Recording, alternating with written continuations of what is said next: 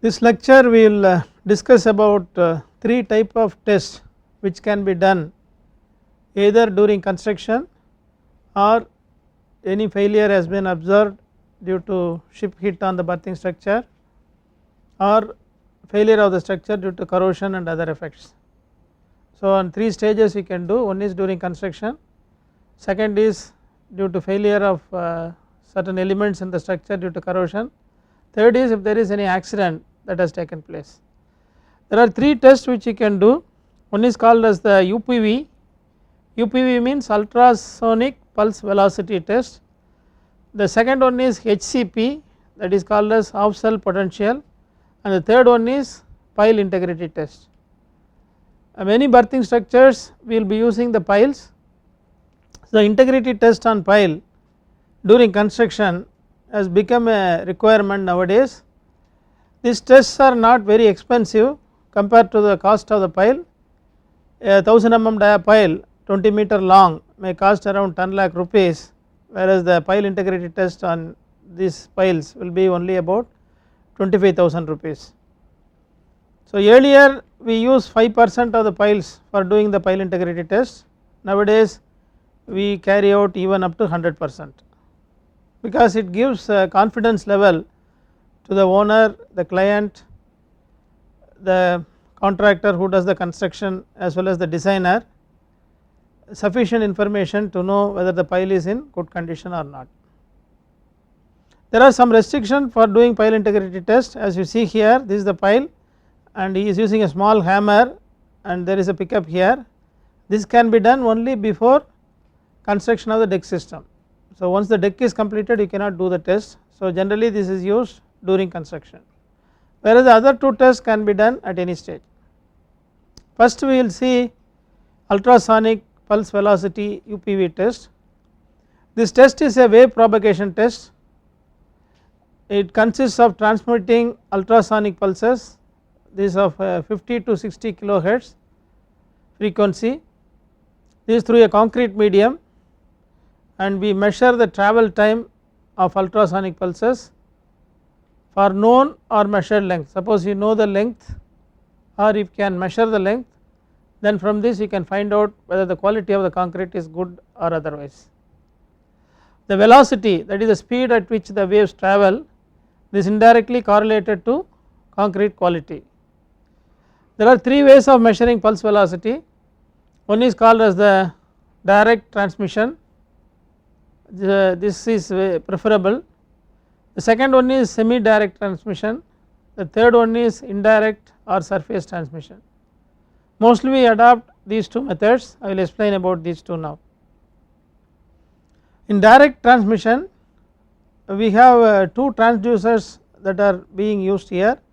So one is the transmitting transducer, another is the receiving transducer. So if we have a tie beam which can have exposed surface on both top and bottom, then you can have a transmission transducer here and a receiving transducer here, that is when both opposite faces are accessible. This is the sketch 1, then you can use direct transmission. This method is generally preferred since the maximum energy of the pulse is being directed at the receiving and this gives maximum sensitivity. So the sensitivity is very important, for this reason it is most preferable, but normally we do not have both the surfaces accessible. In piles, in columns it is accessible, whereas in beams you may have a slab on top of it, it is not accessible, whereas in a slab it is possible both top and bottom of the slab. In beams we use semi direct transmission where you have these edges available only at the corners. This is sketch 2. This is satisfactory if the angle between the transducers are not too great, this angle is not too great and the path length is not too large. You cannot take somewhere else where the length is very large. This procedure for doing the UPV test is to select the portions in the pile, beam or slab and you mark the grids. These grid points we have to clean it using a carborundum stone. so that we have a very smooth surface for the contact of the transducers, and this concrete surface we have a very smooth surface so that we have a steady reading. This is the reason why we need this smooth surface. We apply small quantity of grease at grid points. This is to obtain perfect acoustic coupling when transducers are kept at these points. After we ensure that the readings obtained in the instrument remain steady and constant, the readings were noted. That is, as soon as you get the steady reading and constant reading, then only you note down. Initially you may not get steady and constant reading, so and you have to repeat for all the grid points. These are done at least 5 by 5 grid or something like that, not one point alone it is measured. There is a standard Bureau of Indian Standard 13311 part 1. This gives what should be the value of UPV we have to get. This is measured in kilometer per second. This ultra pulse velocity V, what you measure is greater than 4.5 kilometer per second, then we can classify this as excellent quality. But if it is in the range of 3.25 to 4.5, we can make it as good. 3 to 3.5 is medium, less than 3 it is doubtful. So this ultra pulse velocity generally it will measure, it will give an indication of any honeycomb that is formed, any poor quality of the concrete which they have poured and things like that. If there is a corrosion that affects the concrete quality, that also can be measured by this. It is a very good method, and we can have a correlation between the V value and the grade of concrete also, that is also possible. So these are the grid points which are marked. This is on the surface of a subway. Then there is an instrument which is used to measure when the reading becomes stable, and we can take a core. That this photograph is not very clear, but you can take a core. Suppose we are not able to take the UPV measurement because we are not getting the accessibility or the distance is too large, then what we do is we take a core. Recently we have done this for Kandla Portress. We have taken a core, and after taking the core you can bring it to the laboratory, then we can use a direct method and we can find out what will be the ultra pulse velocity. Normally the core is a cylindrical core, you can take the core and then measure the velocity. So these are the markings shown by the grid. This is at the bottom of the slab, side of the slab also we can do these measurements. Next we will move on to off cell potential. This concrete structures, we have to measure the quality of the concrete. Quality of the concrete is grade of the concrete. The grade of the concrete is M30, 35, 40, things like that. That is correlated to the ultra pulse velocity.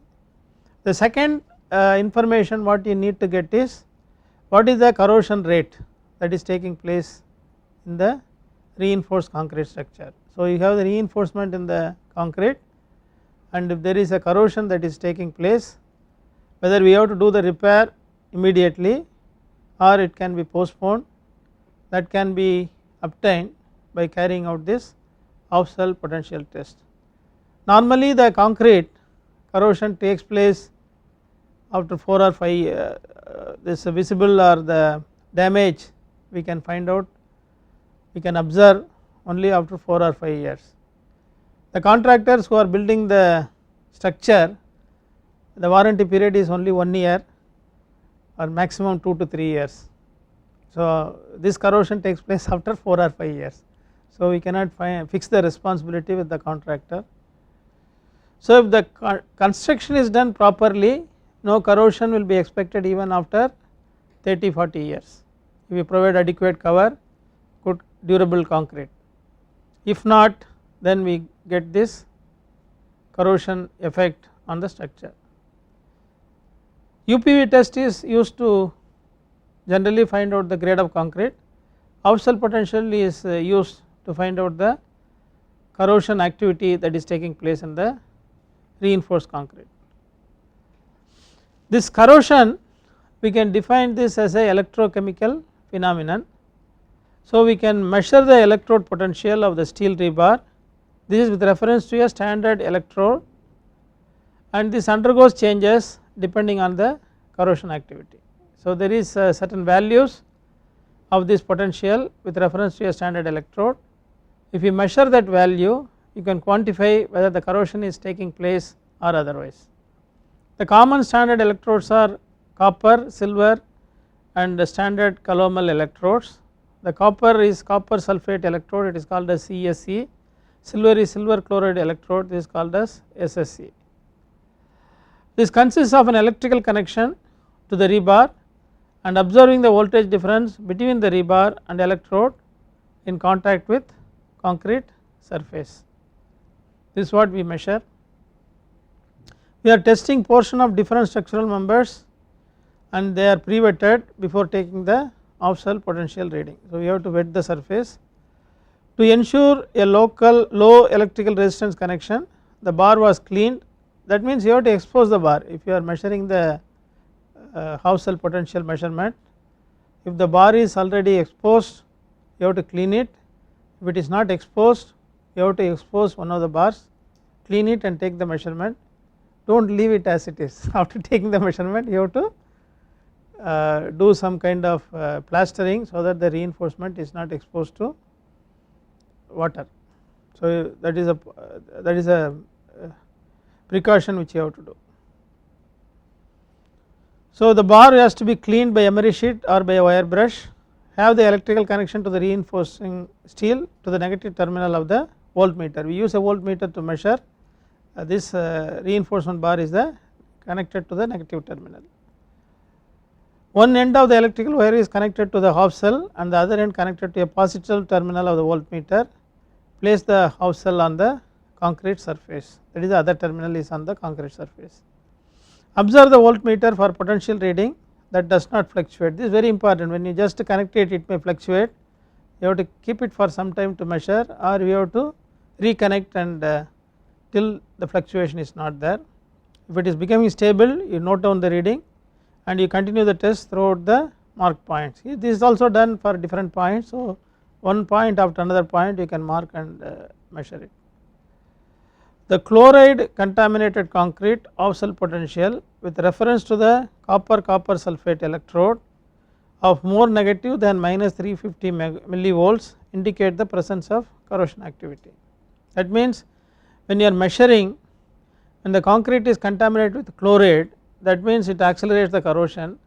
The off cell potential reading, if it is more negative than minus 350 millivolts, that is minus 500, minus 600 like that, then it indicates the presence of corrosion activity. If it is less than if it is more positive than minus 350 millivolts, minus 250 or minus 200 or minus 150, there is no corrosion activity. There is a ASTM standard, it gives probability of corrosion versus the measured potential. Probability of corrosion is more than 95%. If it is more negative than minus 350, that means you have to do immediate repair. Its approximately corrosion is about 50% if it is between 200 and 350, that is minus 200 and minus 350. This also you have to do repair, but not urgent, maybe 1 or 2 years we can wait and measure for 1 or 2 years and then see whether it is increasing or otherwise, but definitely we have to do some repair. But if it is more positive than minus 200 millivolts, the probability of corrosion is less than 5%, that means you do not have to do any repair, that is what it shows. This is a very useful measurement technique. So this shows some reinforcement on the pile, then how you are using the off cell measurement. This also we are taking the reinforcement on the pile and we are taking the measurement. So we have seen 2 types of tests, one is the ultra pulse velocimeter test, another is half cell potential. The next important test is pile integrity test. The pile integrity test is normally done during construction stage. The main purpose of the pile integrity test is, all of you know, when you do the pile under water we may use liner and we do some boring and we pour the concrete from the top using a dummy pipe. When you do this type of concreting with bentonite slurry inside the pile reinforcement cage, if there is a bulging that is taking place in the pile or there is a honeycomb, suppose you are doing the pile, concreting is done from the top and this is the water level and there may be some liners here up to some depth, below that you may put bentonite slurry and core through this and remove the soil or rocks, then you may have a undulated surface like this. There may be some bulging that also can take place here because the soil may collapse, then you are pouring the concrete. There can be some defect like this. Sometimes the concrete what you are pouring will be more than the theoretical quantities. You know the diameter, you know the length. So pi d square by 4 will give the area of cross section into length will give the theoretical quantity, but actual quantity what you are pouring can be measured. Our IS code says the actual quantity is more than 5%, it is not acceptable. Sometimes we have seen that the maximum, the quantity, actual quantity what is poured in the concrete, when you pour the concrete is more than 40%, we have seen that because of poor quality of poor type of soil, especially soft clay which collapses. In those cases we can very well see wherever there is a bulging, here it has shown a defect, if there is a bulging also there will be a reflection coming from in between place where there is a bulging. Otherwise normally we use a hammer and tap it, it goes right up to the bottom and comes back, and you use an accelerometer to measure the response and you find out the time difference between the first signal. The first signal comes, when does the first signal come in the accelerometer? Accelerometer will measure the signal twice. When does the first signal come? Defect. Huh? Defect. What is it? When the defect is found, it will measure the first signal. The first signal will come when you are tapping. Using a hammer, when you are tapping it, there will be some disturbance, vibration will be there, that will be measured first by the accelerometer. The second signal will come when it goes down and comes back. Suppose there is a defect, you will have a signal in between the first signal and second signal, that is it goes here and then comes back, so you will have 3 signals. If you have more defects along the length you will have more number of responses. From this you can find out whether there is a defect in the pile or otherwise. So this is a hammer, this is an accelerometer, this is a measuring device. So once you first tap it, then you will get the first peak, then when the goes down and comes back, then you will get the second peak. You can see here, this is the first measurement what you are taking, this is the second measurement what you are taking, it goes to the full length of the pile and comes back, but there is a defect, small defect, you will get one more response here. Clear, no? When you measure the accelerometer response, if you have only 2 signals then there is no damage, that you can see it here. This is called as a good pile, this is a normal test when the pile top is free, and we cannot do the test when the pile is connected with the deck system, I told earlier. So it should be a freestanding pile, you do the test. When there is a good pile, this is the length of the pile which is about 25 meters, there is 0 to 25 meters, there is the first signal when you tape it and then the second signal comes somewhere here. So this distance is about 25 meters. Find out what is the, this is in time scale as well as in the length scale. you can find out what will be the speed based on the length of the pile as well as the time taken for measuring these 2 points. It is coming 4150 meter per second. This is similar to what we have got using a UPV test also. UPV test also you are measuring the ultra pulse velocity. I have shown you 2 methods. What are the methods I told for UPV test? I told 2 methods. There are 3 methods. I explained 2 methods. Huh? One of you tell. Sasibindu, what are the 2 methods I explained? Direct and semi-direct. Semi-direct. What I have not explained? Indirect. Huh? Ashwin, what did I not explain? Indirect. This is indirect method. What we are doing is an indirect method. So we are getting the signal summary, but it cannot be classified as UPV, but pile integrity test is somewhat similar to a indirect method, right.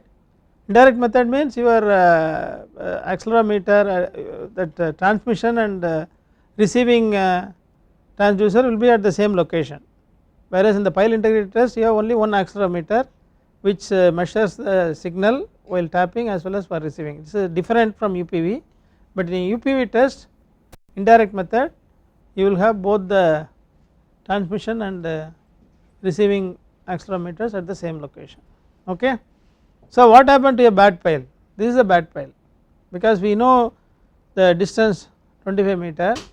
So you have one signal here, you have at the end you have another signal and you have 2 signals here in between, that shows there is a failure.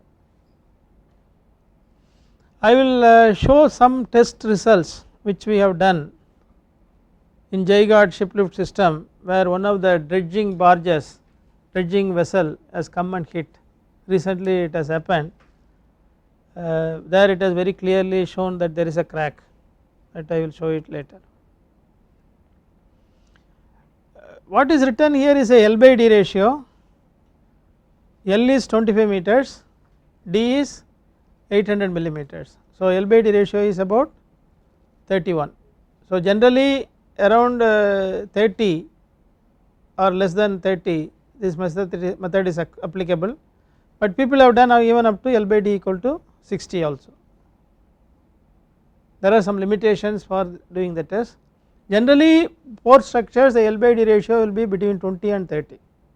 We may not go anything more than 30, maximum we may go up to 40 and things like that, because these piles are lateral loads are very heavy in these piles. Another thing what you can see is this speed will not be different between the good pile and the bad pile. The speed will remain the same, 4150 meter per second, it will be the same.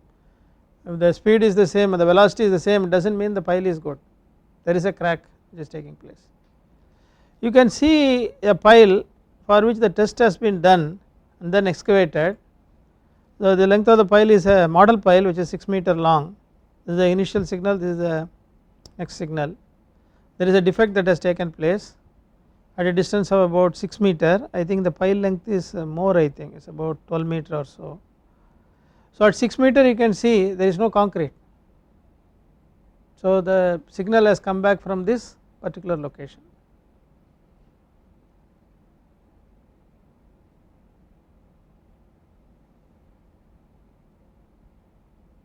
So once again we will go from the beginning.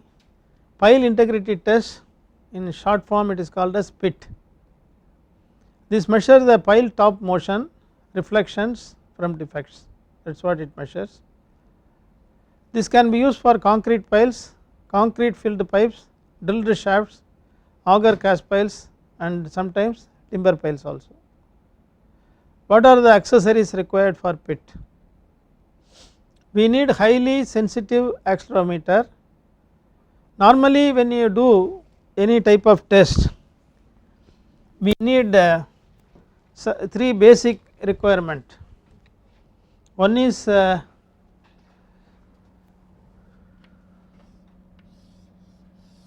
called as a transducer. Another what we need is a accelerometer, Third one what we need is a recorder. So when we want to do any test we need a transducer.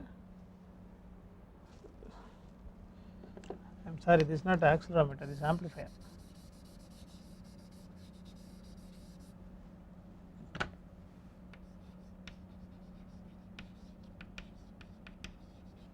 The third one is a recorder. These are the three instruments that are required. The transducer means it is attached to the structure, this transducer. Transducer can measure the resistivity. This is used in strain gauges. It can measure the acceleration.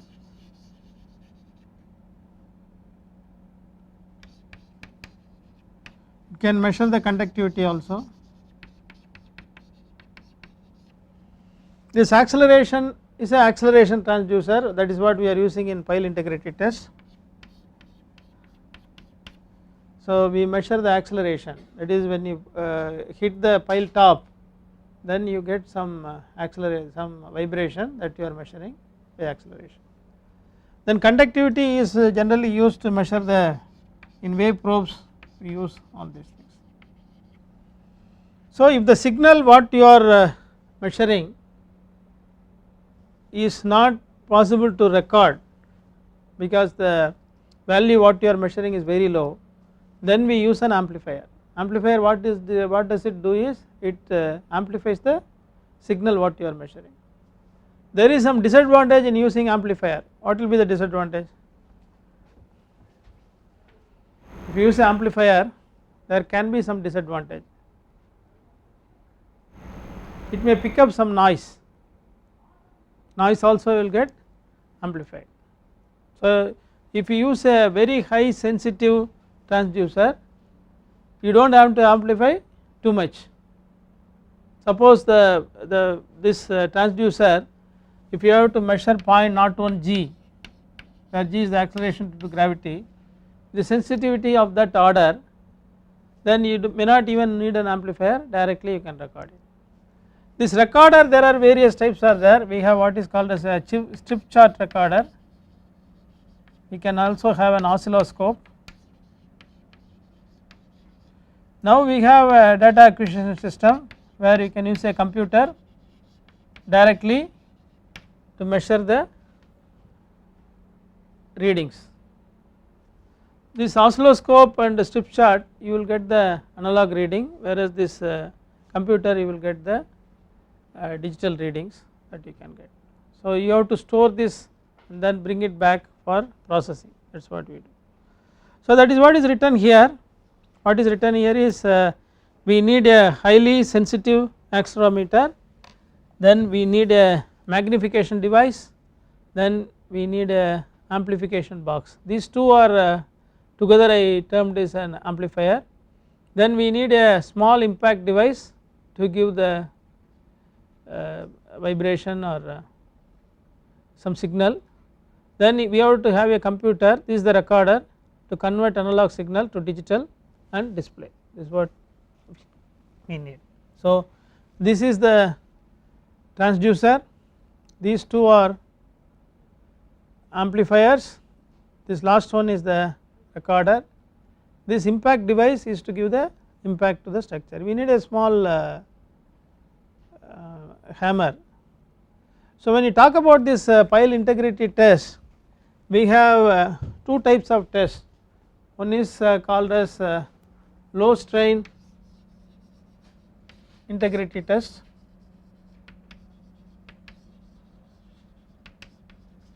another is called as high strain integrity test.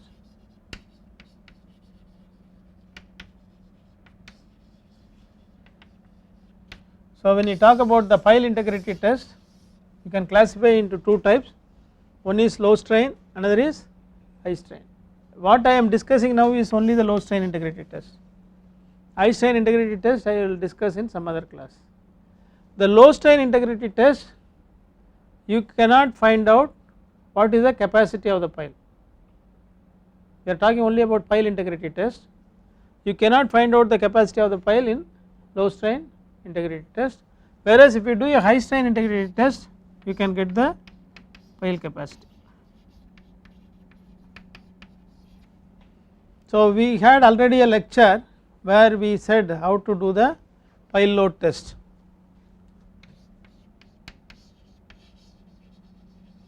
So this pile load test can be two types, one is static, another is dynamic.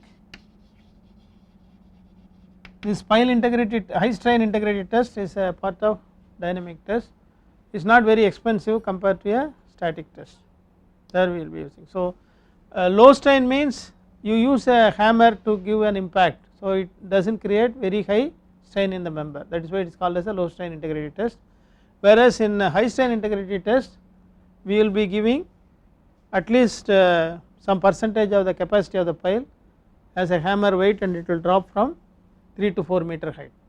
Okay. In that case the strain level in the pile will be higher, that is why we call it as a high strain integrity test, that we will discuss separately.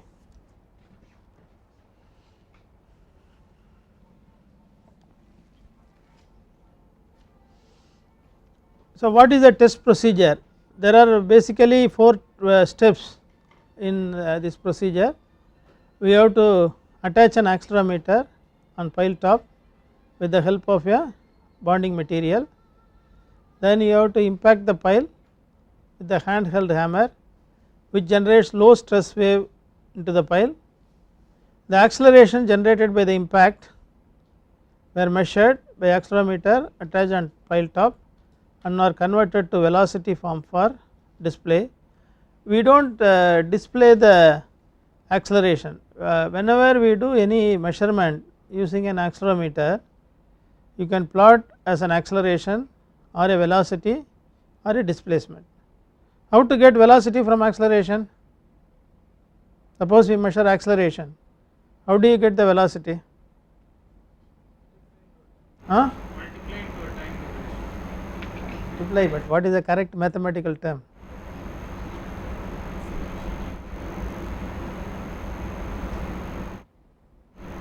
From acceleration to velocity, if you have to get, what do you have to do?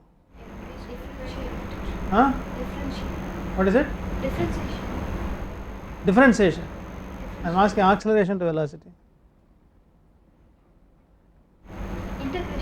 Integration. So if you integrate acceleration you will get velocity, if you integrate velocity you will get displacement. In oscilloscope the analog device it can be used online also. Normally for many experiments we use an oscilloscope which gives the picture correctly and you can also integrate and see the values. The reflection from the either pile toe, suppose there is no defect, the reflection will come only from the pile toe, otherwise where there is a discontinuity of the pile, discontinuity of the pile can be due to some cracks that is formed in the pile or due to some honeycombs or cross sectional changes. Cross sectional changes is bulging of the pile. Alter the wave speed through pile which is graphically displayed, that is what we do. So whenever we do a pile,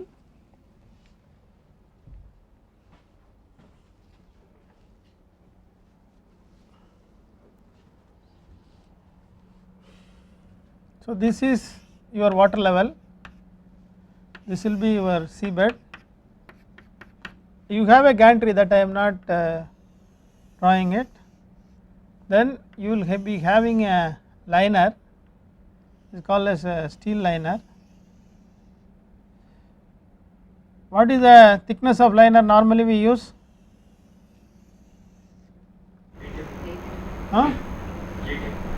How much? I am not hearing. Normally we use about 6 to 8 millimeter as the thickness of the liner plate. How much depth it has to go below the seabed?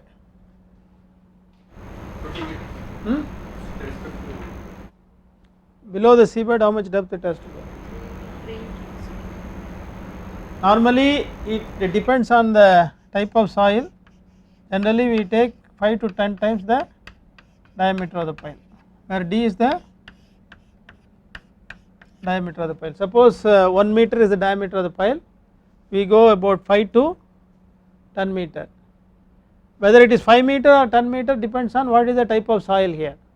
If the soil is sandy soil or stiff clay, we can stop with 5 meters. If it is a loose sand or soft clay, it has to go to 10 meter. If it is a dense sand and stiff clay, 5 meter. Sometimes they take it up to the, suppose the rock is available here, they take it up to the top of rock.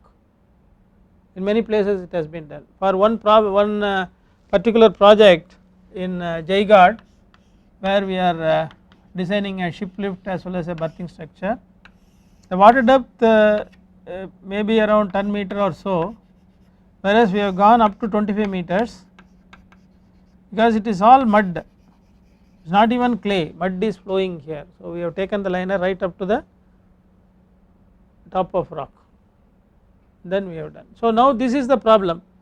Suppose you are not having rock, or even if you have a rock, then you will be having this boring that is taking place. So you will bore through the rock, and this is your level which is called as the founding level, this is called as the founding level. When you are doing this boring, suppose it is not rock, suppose it is a very soft clay, even if you put bentonite slurry will be filled up to this level. So you fill this with bentonite slurry so that the borehole will not collapse. This bentonite slurry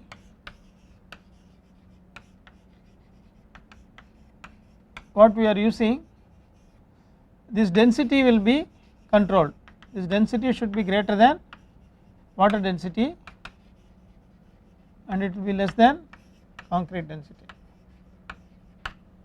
So this bentonite slurry density is slightly more than water density and less than the concrete density, that is what we fill up this. Suppose this clay collapses, then we may have a bulging like this, that means the cross section area will increase where there is a bulging that is taking place. So this bulging takes place if we suspect that there is a clay which is very soft, then you have to take the liner right up to the place where the soil is very bad. Do not go by this 5 times the diameter and 10 times the diameter of the pile and all. Sometimes we take the liner right up to the founding level also. That is what is written here, the reflections from either pile toe or pile discontinuity, cross sectional changes, alter the wave speed through pile which is graphically displayed. What about the pile discontinuity? Suppose I told in Jaigad there is a dredger which is nearby, it has come and hit the pile like this, then there is a crack which has formed somewhere here, maybe there is a crack which has formed somewhere here. So this is called as the discontinuity, that also can be measured. So cross sectional change because of bulging. What happens is when the bulging takes place here, there is the bentonite slurry goes here, but still there is a mix of soil and concrete here, that is why the quality of the concrete will not be very good. What do we do if the pile integrity test shows there is a discontinuity, if there is a bulging? So what we normally we do is easiest thing is to discard that pile drive another pile nearby, otherwise we assume wherever the discontinuity is there, wherever the bulging is there, we assume that point to be a hinge and reduce the moment of inertia and cross sectional area to 50% of the original pile, redo the analysis and find out whether neighboring piles are taking the additional load. In that case we do not have to put additional pile. This I already explained, if there is a defect or if there is a bulge somewhere here, you will get the first reflection from here. The speed with which it is travelling is constant, that is the speed what we know. So the distance is twice the distance at which you have the defect. So you know the speed at which the waves are travelling, depending on the type of depending on the quality of concrete, which I already explained, about 4000 to 3500 meter per second. So based on which we can find out at what time interval your signal which is going here comes back. So if you know it is 4000 meter per second, and if the length is around 20 meters is the length of the pile, when it will come back, after how many seconds it will come back? Suppose length of the pile is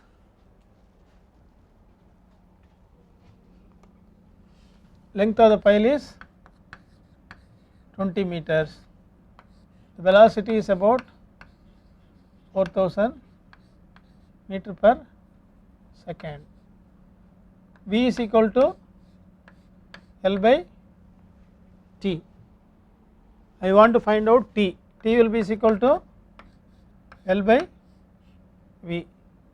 So here L we have to take 2 into 20, twice the length you have to take. Suppose 20 meter is the length of the pile, you have to take twice the length, because the signal goes down and comes back. It goes in an inclination and comes back, do not worry about that. You take twice the length divided by V is 4000. To convert into millisecond you make it as 1000, so this becomes 10 millisecond.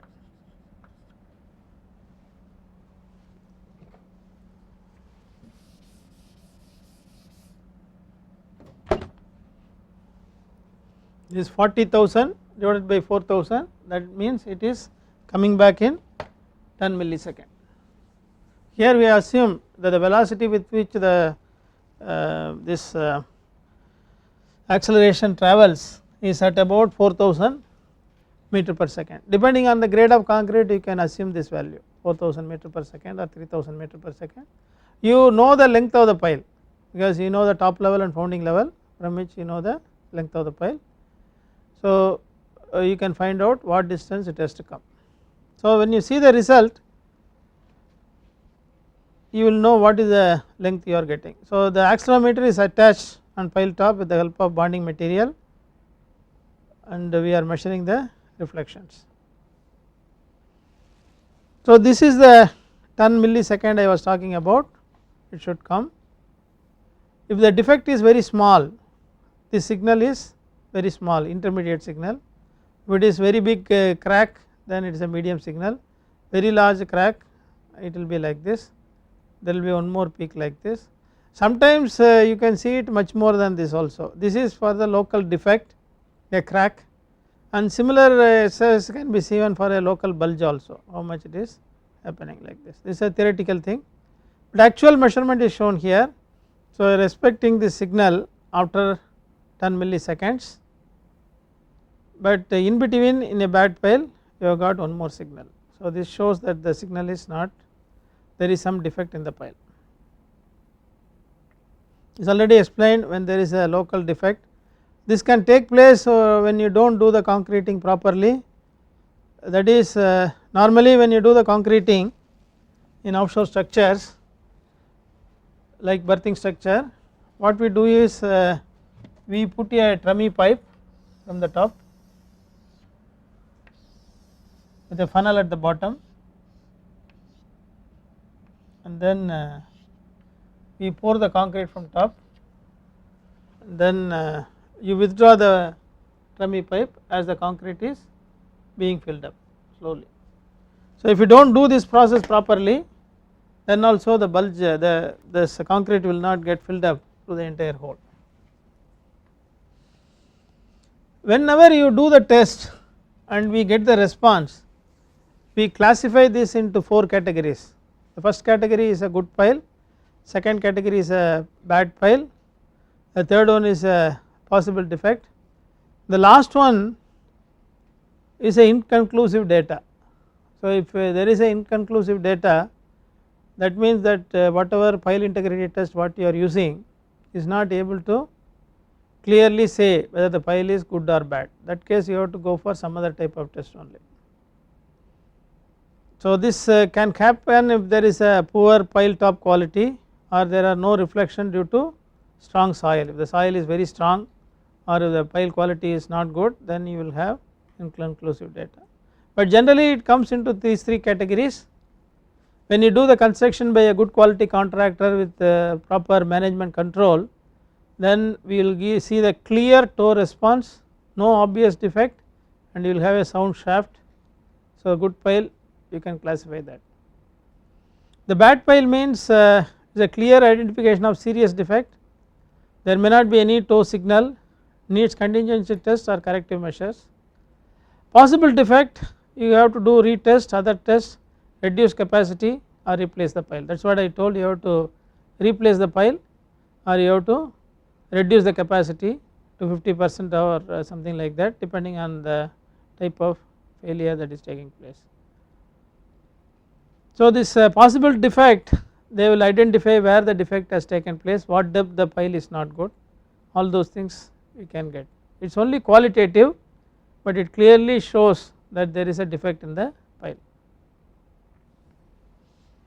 The pit conclusions, the pile integrity test finds major defects, very low cost. I said it costs around 20 to 25,000 rupees, whereas the cost of the pile is 10 lakhs to 15 lakhs depending on the diameter. So we can test every pile. It does not take much time also. Once you complete the piling, after 28 days you can start doing the test.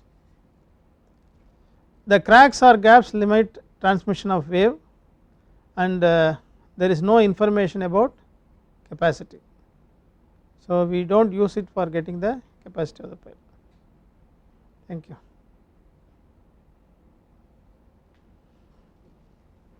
So if some questions are to be asked for this particular lecture, we will ask you what is meant by the procedure for ultra pulse velocity meter, half cell potential and pile integrity test. This is one of the questions which can be asked. Then we can ask whether pile integrity test, will it estimate the capacity of the pile, that we can ask. Then there is one more slide which shows the different test procedures. So we can explain with sketch what are the three different methods for measuring the pulse velocity: direct transmission, semi direct transmission and indirect or surface transmission. So I have shown the sketch only for direct and semi direct. Indirect means only one surface will be exposed, you will have both Tx and Rx at the same place. Then this particular table you should remember the value, that is the measured value will be in between 3 to 4.5 km per second. We have measured even very close to 4.85, 4.95 km per second, and if the quality is very bad, we have measured even 2700, 2.7 or 2.6 km per second. So you should remember this value. The UPV test, the measured value should be between 3 to 4.5 km per second. In any engineering discipline you should remember these values. Suppose you are getting 200 km per second, that means something is wrong, your calibration of instrument is not good or things like that.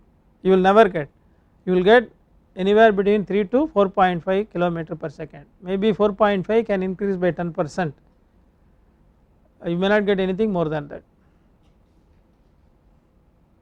When you talk about half cell potential method, you have to write what are the different methods, different procedure to be followed, and this table is very important. So when you measure the value more negative than minus 350, we have measured even minus 500, minus 600 and all. So this value is very much important. So more positive than minus 200, you always get a negative potential, you may get minus 100, minus 50, minus 150. In that case the probability of corrosion is less than 5%, you do not have to do any corrective methods, otherwise you have to do some procedure for repair. This also I will discuss in one of the classes, how to do the repair when you have more negative than minus 350 millivolts. So these values also you have to remember, values are between minus 200 to minus 350, but you can get minus 600, minus 800 also, the corrosion potential is very high. Then talking about pile integrity test, one of the main question that will be asked is what are all the accessories required. You need an accelerometer, magnification device and amplification box, then a small impact device and a computer to store the signal. What the computer does is it converts the analog signal into digital and it will display, And you have other type of recorders also like strip chart recorder, which is nobody uses nowadays after the advent of computers, but still people use oscilloscope. Then this figure you can put and explain how the measurement comes, and this figure also very important, what will be the signal difference between a good file and a bad file, and how many milliseconds. I have done one problem here, a 20-meter long file, how much time it takes if there is a clean shaft. We have calculated this as 10 millisecond if the speed is 4000 meter per second. Okay, thank you.